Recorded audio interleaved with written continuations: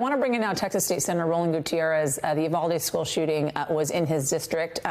Senator Gutierrez, as always, it's a pleasure to talk to you. Talk to me first about your reaction to the establishment of this office and what you hope comes out of it. Yeah, thank you so much. I want to say that this is the most important issue of our time. It's bigger than any inflationary issue or economic issue. If you don't have your kid, there's nothing left.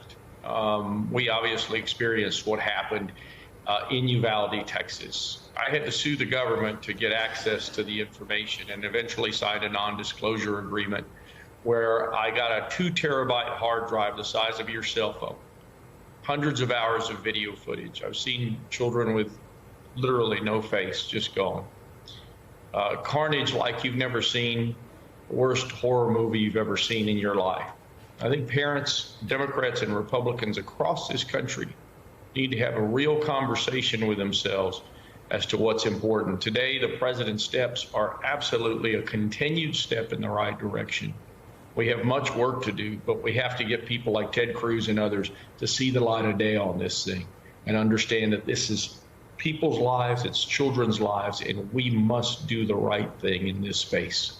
Senator, you and I were in Uvalde together, and I remember when the president was visiting Robb Elementary School, and he mentioned in his speech now in the Rose Garden how people have said repeatedly to him, do something and do something. And I remember being at Robb Elementary as he visited there and people yelling at him, do something, and now seeing him do something, essentially, in the comparison that both he made and Kelly O reminded us of, that this office would act as FEMA. And you remember how disorganized it was, not only in the lead up to what happened at Robb Elementary, but the aftermath of what took place at Robb Elementary, and how Governor Abbott promised to have psychiatric help for victims of this mass shooting, families of victims of this mass shooting, and how that came and that went. Can you talk a little bit about the importance of dealing with the aftermath of something like this that affects a community so acutely?